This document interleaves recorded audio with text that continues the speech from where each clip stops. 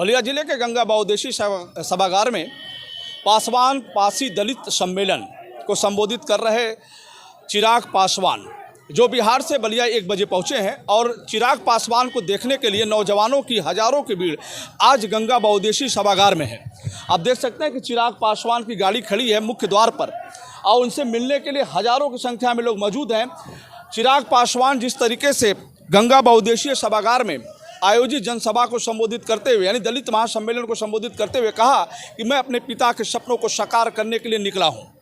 जहां एक तरफ बिहार सरकार पर हमला बोलते हुए चिराग पासवान ने कहा कि मैंने कभी अपने सिद्धांतों से और अपने विचारों से कोई समझौता नहीं किया, वहीं उत्तर प्रदेश सरकार के योगी आदित्यनाथ, मुख्यमंत्री योगी आदित्यनाथ और भारत सरकार के प्रधानमंत्री नरेंद्र मोदी की जमकर प्रशंसा की।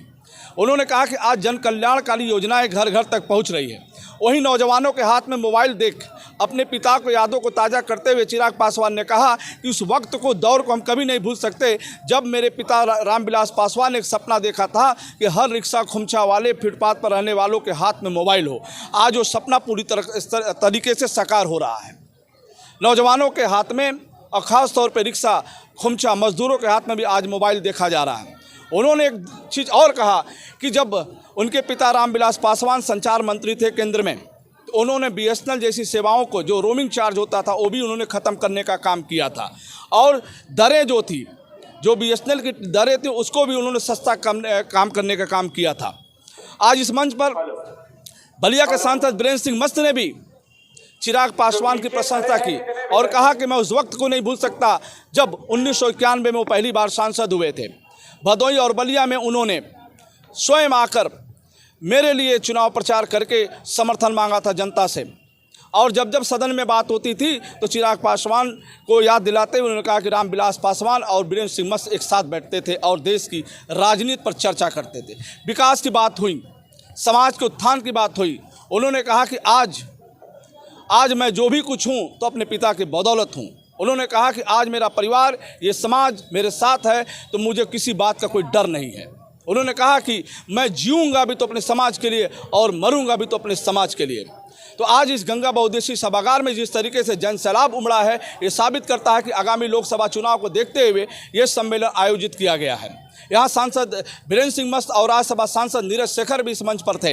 हालांकि नीरज शेखर देर से पहुँचे, इसके बाद भी वो चिराग पासवान से उनकी मुलाकात भेंट हुई। तो चिराग पासवान की कार्यक्रम की तैयारी विगत कई दिनों से चल रही थी, लेकिन आज 28 सितंबर को गंगा बहुउद्देशीय सभागार में पूर्व विधायक गोरख पासवान के प्रयास से जो कार्यक्रम 4 चांद लगा है, उस कार्यक्रम पूरी तरह से सफल हुआ है, उसकी भी उन्होंने प्रशंसा की।